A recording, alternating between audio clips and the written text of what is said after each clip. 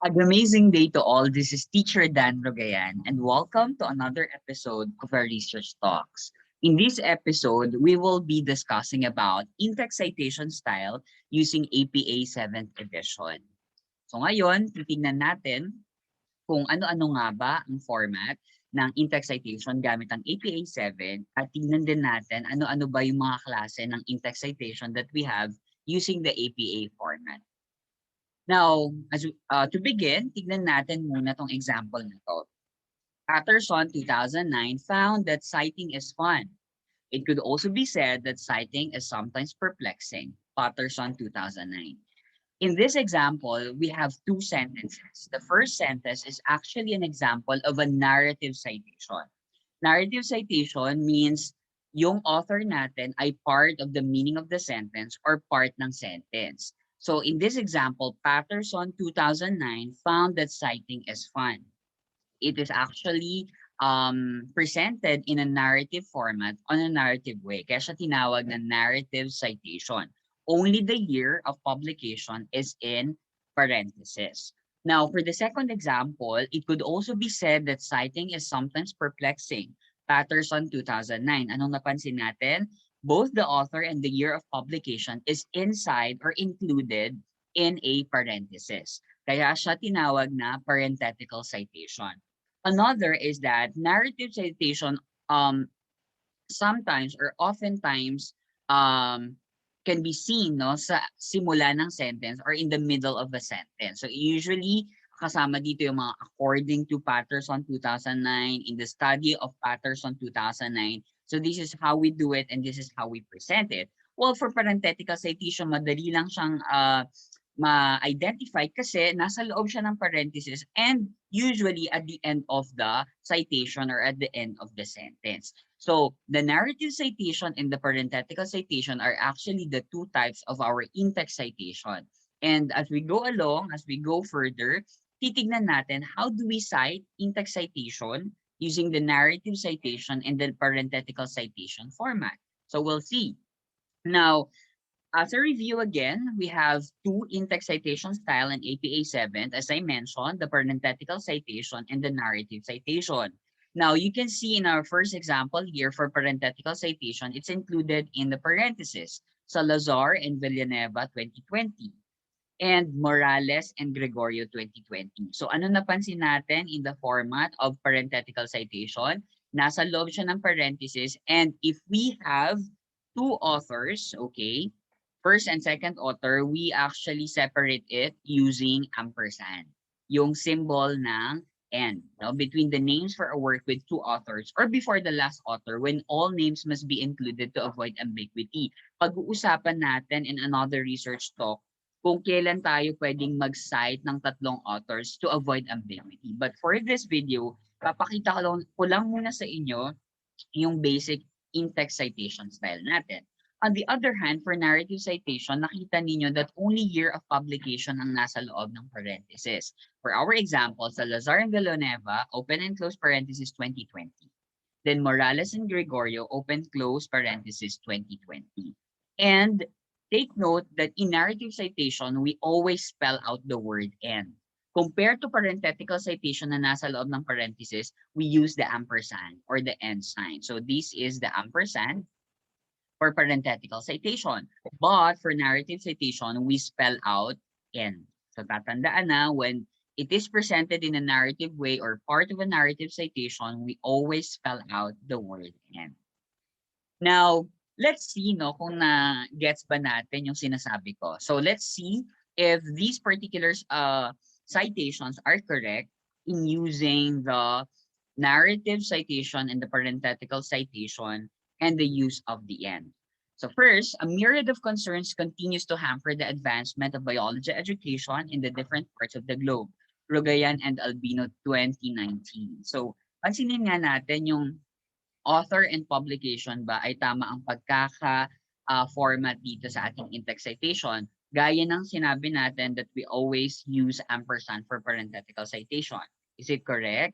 Yes, tama yan kasi gumamit tayo ng ampersand because it is actually an example of parenthetical citation. Now, for the second example, Laguatan and Abad 2019 stressed that pre-service teachers should be equipped with the indispensable skills to be able to effectively contribute to the development of functionally literate and scientifically minded citizens. So, pansinin natin, so this is an example of a narrative citation, Laguatan and Abad 2019. So, tama ba yung pagkaka-format natin ng in-text citation based doon sa sinabi ko earlier?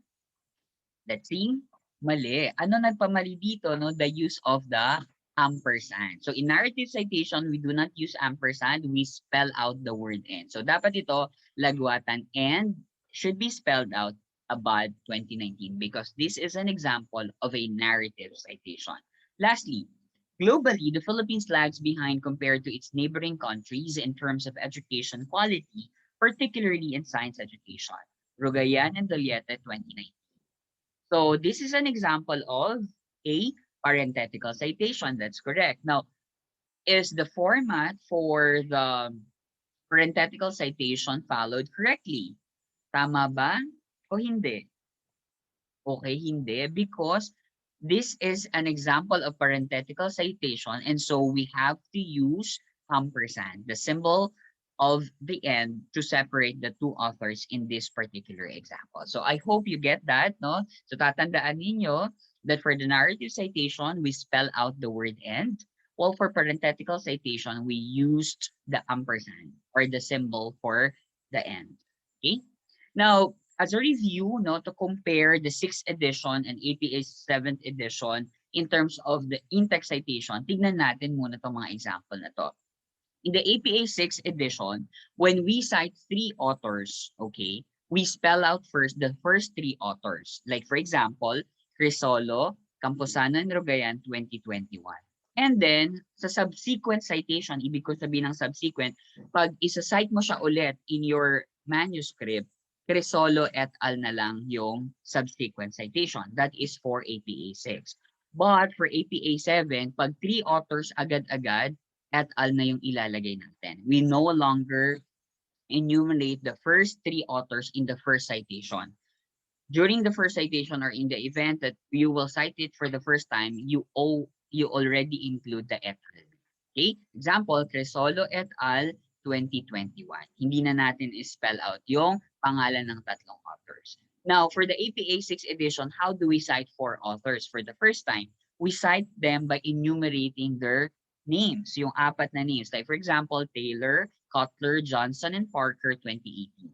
Pero sa APA 7th edition, pinaikli na rin natin. Hindi na natin pahihirapan ang sarili natin. Pag 4 authors agad yung ating reference entry and in-text citation, we already include the surname of the first author, then et al. Taylor et al. 2018. Okay, that gets ba natin yon? Now, for the APA 6th edition ulit, kapag 5 authors, okay, spell out muna natin yung 5 authors. And then for the subsequent citation, dun lang natin lalagyan ng et al. But for the APA 7th edition, pag 5 authors agad, et al. Na ang ilalagay natin.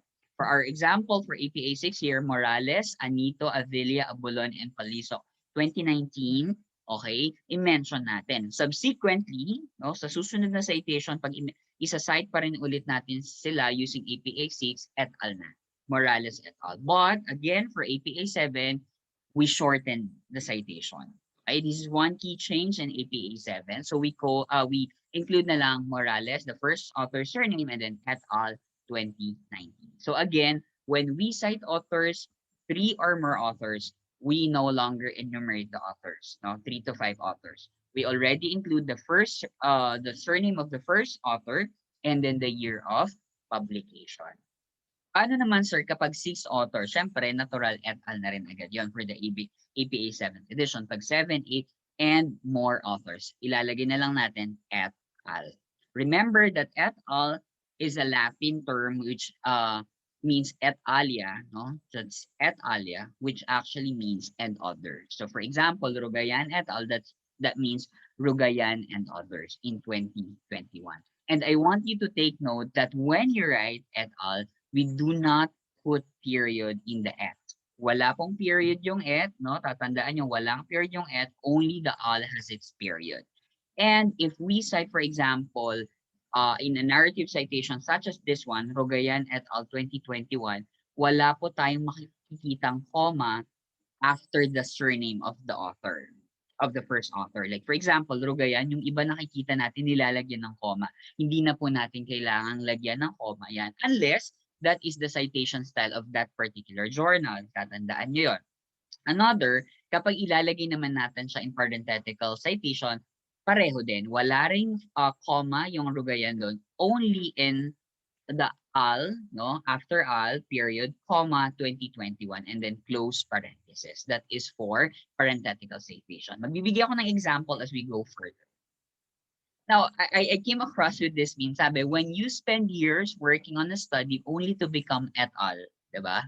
That's not fair at all, diba? So et al has something to do, of course, with others. So kaya nga kapag, for example, 10 kayong authors in particular research paper, hindi ka na makikita, no? Kapag nasa 7th author ka or 9th author ka, hindi ka na makikita in the in-text citation. Only the first author or the primary investigator will be cited. Then et al na yung ibang authors. But don't worry, in the reference list naman, i-spell out lahat ng mga authors. Ang tanong, ilang authors ang pwedeng ilagay o gaano karaming authors ang pwedeng ilagay natin for the reference list? According to the APA 7 format, hanggang 21 authors. At pag-uusapan natin yan in another research talk video. Now, as a review ng ating in-text citation style based on APA 7th edition, so ito yung ating magiging guide. Now, for the author type, pag one author lang yung sinasite natin, for parenthetical citation, of course, cite lang natin yung author and then the year of publication. Say, for example, Luna 2020 and then enclose in parenthesis. Now, for the narrative citation, wala ring problema. Only the year of publication ang naka-parenthesis. Luna 2020. Okay? So only the year of publication ang naka-parenthesis. Now for the two authors, wala ring problema dito. Lagi natin ding isinasite silang pareho all throughout the manuscript. So in closing parenthesis, Salas and De Agustino 2020. We use ampersand, okay, remember, in parenthetical citation. But for the narrative citation, we use the spelled out version of the word end. Salas and De Agustino 2020. In narrative citation, only the year of publication is enclosed in parentheses. Now, to cite 3 or more authors, just like what I discussed earlier, we use et al. Already. So, Martin et al. 2020. Only al has period and then comma 2020. The same is true with narrative citation. Only the year of publication is enclosed in parentheses. Now, we don't include here comma after Martin. Okay, remember that. Only space and then et space al period. Now, if for example, group author with abbreviation, okay, meron tayong tinatawag ditong first citation and subsequent citation. Okay? Say for example, our group author has abbreviation. Ito yung gagawin natin. In parenthetical citation for the first time, we will include the name of the group author and then we include the abbreviation in bracket format. For example, National Institute of Mental Health, NIMH, okay, naka-bracket yan to abbreviate this group author and then the year of publication. Now, for the narrative citation, ganun din. However, ang kasama sa parentheses is the abbreviation, comma, and the year of publication. National Institute of Mental Health, parentheses, NIMH, comma, 2020. Okay? Now, for the subsequent citation, pag sinabi natin subsequent citation, pag sinite mo siya ulit in your paper for the second time, the third time, the fourth time, ang gagamitin na lang natin is the abbreviation plus the year in parentheses for parenthetical citation. In this example, NIMH 2020. And then for the narrative citation, NIMH and only the year of publication is in parentheses. Now, pag wala namang abbreviation ang inyong group author, you spell it out all throughout. For example, Stanford University 2020 in parentheses because this is parenthetical citation, and then Stanford University, only the year of publication is in parentheses for narrative citation. Now, we'll give examples of these author types, no? So, i-discuss natin siya per author and let's give an examples para mas madali natin silang magets. Okay. Now, For citing one author, again, ito yung gagawin natin. Walang problema, ito yung pinakamadali. For parenthetical citation, for example, young teachers are the core driving force for the future development of educational institution, Rogayan 2018. So nakita ninyo, this is a parenthetical citation. We include the name of the author and the year of publication in parentheses. So how do we do that in narrative citation? Okay, so yan yan, no? So that's for parenthetical citation, it has parentheses. Well, for the narrative citation, if you want it to be part of the sentence or part of the meaning of the sentence, this is how we do it. Rugayan, and then 2018, open and close parentheses, stated that young teachers are the core driving force for the future development of educational institutions. So, pwede kayong gumamit din ng iba ng mga introductory phrases natin later on. No? Like, for example, according to, in the study of, or simply mention the author's name at the start of the sentence. So narrative citation, only the year of publication is in parentheses. This is how we do it in one author. No? This is one author in text citation style all throughout na yan. No? Siyempre, isang author lang yan, so hindi magbabago yung author's name dyan. Now, for the citing two authors, gagamit na tayo dito ng and since dalawa na yung authors natin. Say, for example, a vision mirrors what the agency wants to become and therefore reverberate with all the academic community members for them to have a sense of ownership. Pelicano and Lacaba 2016. So nakikita natin dito, no, in our example, there are two authors already. And how do we separate them? We use the ampersand. No? So to separate the two authors. And then, of course, the year of the publication. Okay, now how do we do that in a narrative citation format? So this is how we do it. According to Pelicano and Lacaba 2016, a vision mirrors what the agency wants to become and therefore reverberate with all the academic community members for them to have a sense of ownership. So anong napansin natin for narrative citation? Okay, the end here is spelled out already. No longer an ampersand compared to a parenthetical citation. So that's how we do it if we want to cite two authors using ABA 7th edition. Now, if you want to cite three authors or more, okay, using parenthetical citation, ano yung sinabi natin kanina? We use et al. Okay? For individual young teachers, the degree of career satisfaction directly influences their working enthusiasm. Leo et al. 2018. So we already use et al. Here, okay?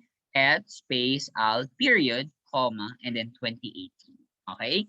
So wala tayong comma ha dito sa after ng surname ng author. Okay? Only after the al. Okay? For parenthetical citation, includes in parentheses. Now for narrative citation, the same. However, only the year of publication is in parentheses.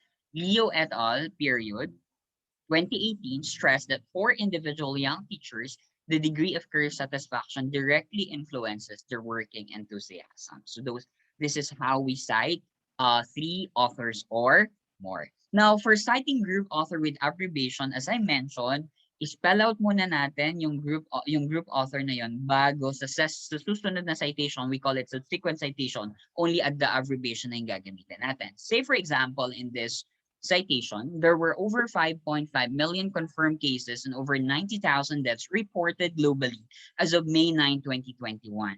World Health Organization, and then we include bracket to present the abbreviation, and then 2021.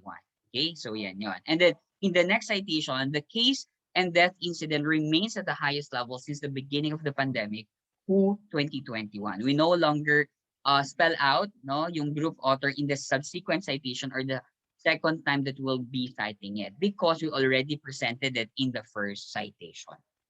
Now, for the narrative citation, ganun din, no? I-mention muna natin yung group author and then sa loob ng parenthesis kasama ng year of publication natin ilalagay yung abbreviation. According to World Health Organization and then open parenthesis WHO, comma 2021 then close parenthesis. Now, if we will cite it subsequently or for the second time, WHO na lang. WHO 2021 emphasized that the case and that incident remains at the highest level since the beginning of the pandemic. So this is how we do it with abbreviation. And of course, lastly, pag walang abbreviation, as is, no? So patients themselves can be recommended tools such as the Stanford Letter Project, which provides templates for patients to write letters for their caregivers and loved ones, specifying values and goals for medical care. according to Stanford University 2020. So naka-parenthesis because it's a parenthetical citation. Stanford University is a group author, then followed by the year of publication. Okay, now for the narrative citation, okay, at the start of the sentence, Stanford University 2020 said that patients themselves can be recommended tools such as the Stanford Letter Project, which provides templates for patients to write letters for their caregivers and loved ones, specifying values and goals for medical care. So this is how we do it. We only put the year of publication parenthesis for the narrative citation. Okay? So I think that's it. No, yan lang yung pag-uusapan natin for today. No, citing authors and works in in-text citation using the APA 7 edition. So this is my reference. So thank you so much for listening. This has been your Agamazing Guru Teacher Dan Rogayan saying research as life and happy researching. Maraming salamat and stay safe everyone.